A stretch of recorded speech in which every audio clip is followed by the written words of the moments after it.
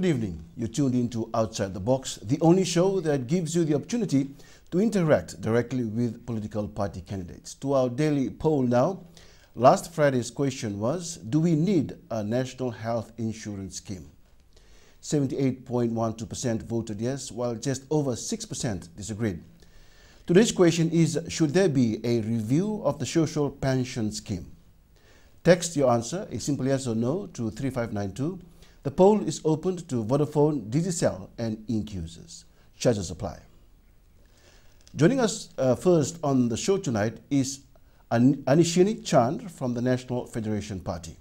She is the youngest candidate ever to stand in this year's elections. Welcome to Outside the Box. Thank you, Mika. Now, Anishini, I understand you are now 23? Yes. You were 15 in 2006. Yes. What do you know about politics? Well, Mika, to understand politics, you don't need to be of certain age. Politics is something that affects every citizen at any age of life. And at 15, I very well understood that December 2006 was a cloudy day for Fiji. It is the day when a democratically elected government was overthrown. I very well remember what happened, and I think that age does not define how you understand politics. It is why you became a lawyer? No, I became a lawyer because I was genuinely interested in serving the people of Fiji, ensuring that they have justice, access to justice. Right. And I guess you go to court every day? Yes, almost every day. Almost every day. Right. What inspired you to become a politician? Well, what inspired me is the events of 2006. Okay. I think it's enough to gunmen rule. It is high time that Fiji has an elected government, and I want to ensure that the decisions that affect the lives of ordinary citizens is discussed, debated upon in Parliament by the representatives elected by the people. Right. Now, what do you think is the main issue of this election? The main issue is to restore democracy. Democracy? Yes. Now, you have, concerns. What are they? Concerns? Yes. Well, I have many concerns. My first concern is separation of powers. Separation of powers means that the three key branches of government, that is executive, legislative and judiciary. And I think it's high time that these three branches operate as independent institutions. And my other concern is inflation. NFP in Parliament will on its very first day ensure that VAT is reduced from 15 to 10%, and that should give immediate relief to our people. So inflation is our #1 priority, and I think that the ordinary citizens of Fiji are suffering because of high inflation rate. So how do you resolve that? Well, our first immediate action in Parliament, as I said, Mika, would be to reduce VAT from 15 to 10%. Now, I think we have a call on the line. Go ahead, caller. Yeah, from Tanzania. My question for Ms. Chan is, what innovative idea does he have that make a difference that we can vote, and not just for the sake of going to Parliament? Thank you. Okay, I think the question the caller is asking is, what innovative ideas do you have? Okay, I think he wants to know why he should vote for me. Okay, don't vote for me because I'm 23 years of age, or don't vote for me because I'm the youngest candidate. Vote for me because I have the knowledge, the skills, the expertise, and I also have the experience that ordinary citizens go through in their daily lives in Fiji, and I have the indomitable will to bring about positive changes to Fiji. Okay, and how long have you been a lawyer? I've been admitted this year. This year? Yes. Okay, but you said you have it. You have what it takes for people to vote for you, right? Yes. Okay. Now, do you have reservations about a certain section of the Constitution, the new one? Yes, I'm particularly concerned about Section 158 of Constitution 2013. What about it? It says that immunity is entrenched. So that means that the events that happened in 2006, when a democratically elected government was hijacked, overthrown by the then military commander, military commander will not be held liable for that. And it is very disappointing, because when George Speight staged a coup, he went to prison and he deserved it. And now we have a commander who has done all these wrong things but has immunity entrenched in the Constitution. So are you suggesting unfair treatment? Yes, this under is the rule of law? Yes, it's unfair. I think rule of law is very important. You know, law should apply equally to each and every citizen. Is it being applied equally to every citizen in the country, do you think? Well, looking at 2013 Constitution and immunity being entrenched, I'll say no. Okay. Now, youths. You are a youth Yes. candidate, and you are gunning for youth votes in this year's Yes. election. And one of those issues for youths is jobs. Yes. And here you're saying you want meaningful jobs for youths. Right. What do you mean? Okay, when I mean meaningful jobs, it just does not start from the day you put in your application with your CV to a particular firm or wherever you want to apply. Meaningful job starts from education. We need quality education to ensure that they are quality graduates, and when these quality graduates enter workforce, they should get decent jobs. And when I say decent jobs, I mean that a BCom graduate who has got a degree should not be working as a salesperson. Okay. So that is something which our party will be looking at. Just final question to you. Do you think Fiji can move forward if the Itoke are insecure in terms of having absolute rights over their land and Ngolingoli? Do you think? Do you think can move forward with that insecurity in their mind over their land and Ngolingoli? I think generally any sector of society should feel very secured with the government, with the policies, and that is when true progress can happen. And progress is not just economic development, it's human social development as well. Thank you. What's your view on the one common identity? Okay, my view, it's not a simple yes or no answer. Today in 2013 Constitution, we are all labeled as Fijians.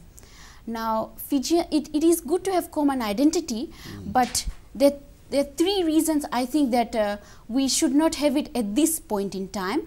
The first is that this word Fijian belonged to a particular ethnic group, and therefore it is inappropriate to impose it on all of Fiji. Now, I heard the AG being on air, I think on Aina, with our leader, 347 Biman Prasad. He said that, oh, in Australia, when we go to Australia, people are so proud that we are Australians. But that word Australia did not belong to any ethnic group. And therefore, it becomes highly inappropriate to be imposing a word that belonged to an ethnic group on the people. Thank you, Ms. Chand. I think time is caught up with us. Stay with us. Joining us next is Paul Peters from the One Fiji Party. Thank you.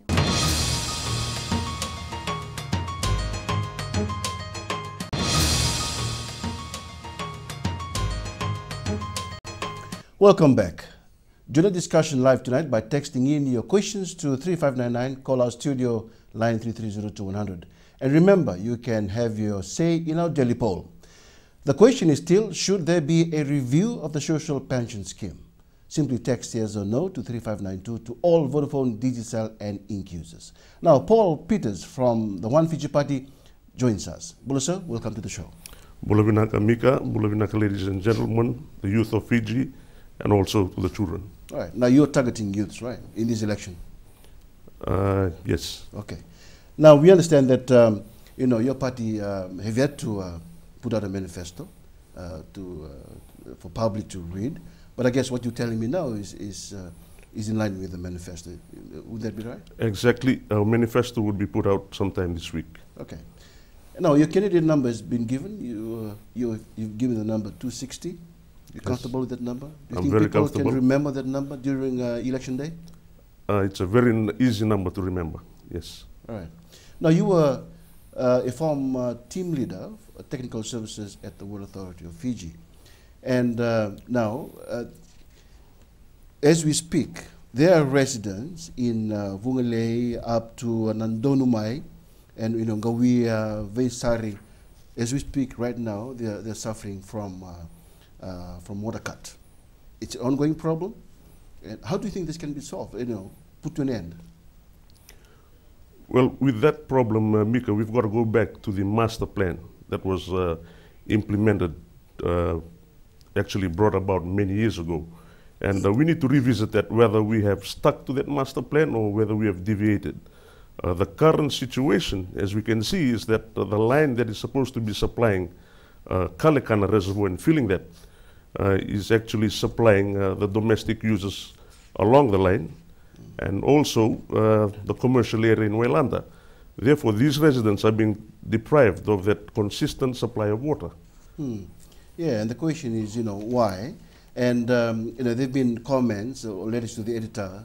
I took this from the homepage of Water Authority. One of the customers from Television saying, let us go short of food, electricity, or anything else, but not water.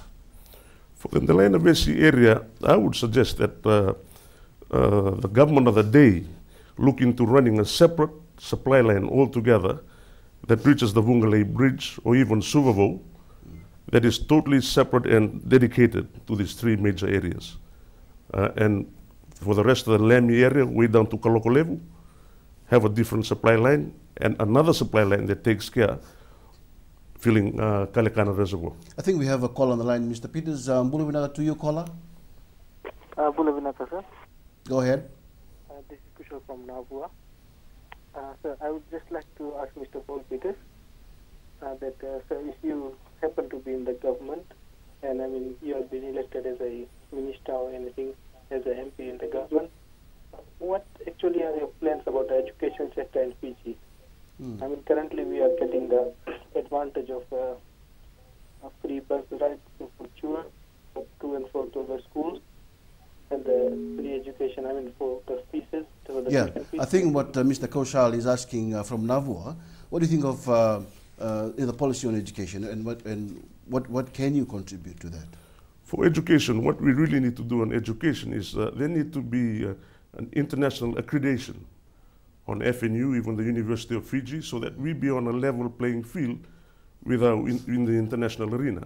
Meaning, if I have got an accreditation from FNU, or be it University of Fiji, should I apply for a job, whether be it in Amsterdam, New York City, or even Canada, I am marketable with my education qualification, and there's no doubts about it. There's a clean-cut qualification on that. There's no buying of certificates or dummy certificates, but genuine qualifications in education. Do you think consumers are charged fairly by Water Authority of Fiji? To be very honest and frank, I don't think the services that are being charged are fair.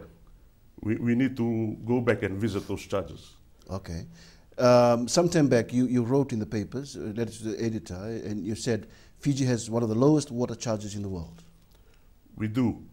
But I am looking at the side of service provision, meaning when you apply for a new meter connection. If you look at the materials used, the labor rates and the transport, that could be revisited and readjusted so that even people in the squatter settlement could afford decent water connections. Why do people steal water? The reason people steal water is because simply being, some of them can't even afford paying their bills. Some of them, it's just a habit that they have. When their meters are disconnected, they're tempted to store the still water of the supply line. So if you get into Parliament, what can you do about ending the chaos, people who are mainly affected by water supply, and also end the theft of water? For that, Mika, we've really got to do a thorough SWOT analysis. Look at our strengths, our weaknesses, the opportunities and threats that we have within the organization and also outside the organization. If we can address all these issues and put in a proper monitoring system, I surely believe this would eradicate the problems that we're currently facing. Okay, we have another caller from Tamavu, I guess. Bulawinaga Vili? Oh, Lili. Bulawinaga Lili. My question is, what are your views on the issue of nepotism that is happening here in Fiji? Nepotism, to be very honest and frank with you, we've seen it happen all throughout government. And to be very honest, what we really need to do is give people what they rightfully deserve. If they have the qualification to do it, give them that position. What we've seen happen is people have been put in positions that they don't even qualify for and don't even have the exact knowledge about performing the duties that is required. Do you think nepotism exists in the, as we speak? As we speak, the fruits itself will tell that it does exist. And there's no two way about it. We cannot deny the fact. It's happening. Right. Now, if you get into parliament and get into a government that will be formed after September 17, would you have a solution to the way jobs are being attended to by water authority on sites? What we really need to do on that is to see that the required number of manpower is required for a certain job. And that is easily, facilitated and accommodated by a job analysis, the requirements of manpower, material, and transport needed for that. And also in regards to recruitment, what we really need to do is, put in place, a system whereby people are fairly recruited, It's not by who you know, and that seems to be the trend that most entities seem to accommodate currently. And lastly, what do you think people should vote for you?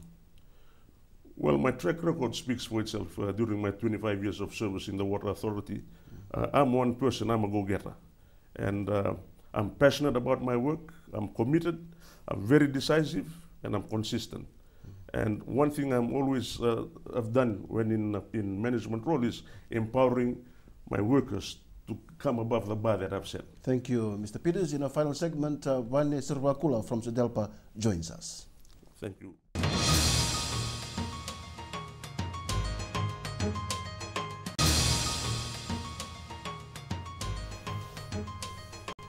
Welcome back. Remember, you can join the discussion live by texting in your questions to 3599 or call our studio line 330-100.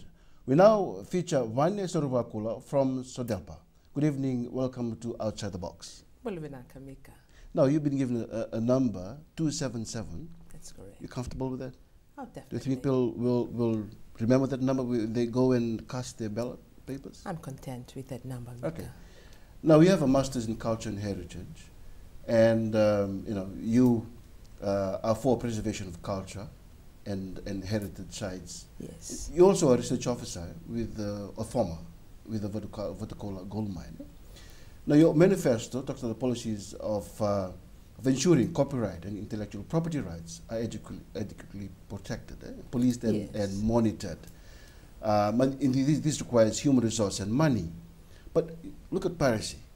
It's gone berserk in the country. How can you reverse this trend?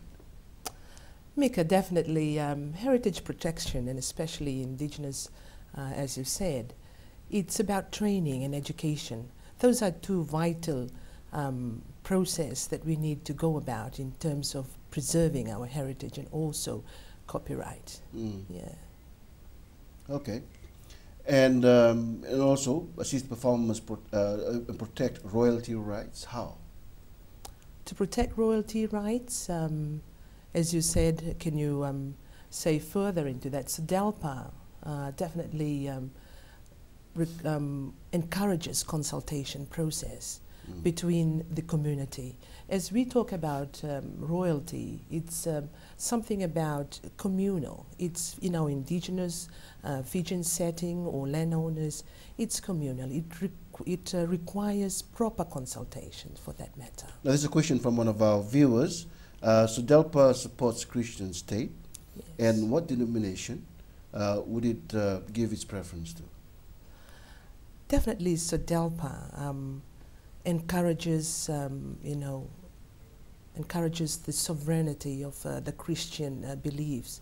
And that is what we go back into history when our forefathers accepted Christianity in the beginning, and that is where we are today. That is our heritage. And definitely, SODELPA will still encourage the sovereignty and the blessings of the Almighty God. Right. Now, the SODELPA is not moving away from the issue of Ngoli Ngoli Bill. It feels still has to implement a GCC resolution in 1982 that the Ngoli ownership should be given back to the indigenous owners. Do you support that idea as a candidate for SODELPA? Definitely, yes. The Ngoli, as in the Ngoli bill that was initiated by the SDL government, that still stands, and we do respect the views, and again, as I reiterated, the communal respect for our indigenous Fijian society, and that is definitely one. Your party sees that as extremely important. Why? Extremely important for the SODELPA? Yes. It's extremely important in the sense that we encourage people to come together in consultation and also to respect our indigenous rights, as what many of the countries have, ratified the ILO convention, and they're enjoying that, and also the UN DRIP, which is definitely respecting the resources of the indigenous communities. Now, our Fijian villages have a lot of historical sites. They could be turned into heritage sites of the country. Do you think they should be declared the heritage sites? We do have local heritage sites, and as I can say that definitely heritage sites in our local communities have meanings and values, and that also the two key mechanisms of how you preserve or protect those heritage sites. If we look at the universal value, like for example Levuka, which is named as a World Heritage Site, we look at the outstanding universal value. We all communities or villages, we do have sites and objects of value to us that definitely we want to preserve. But how can you turn those to cash? Definitely, they can be a side tours for tourist attractions. Our heritage definitely attract tourists, and how we are. Thank you. We have a call on the line. Bulavinaka, Nani say? Yeah, Bulavinaka. My only question is it possible for the single mothers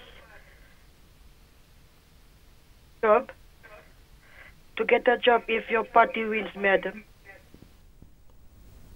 If I can get that correct, the question right, she was asking about if single mothers can get a job if you get into parliament or from the next government.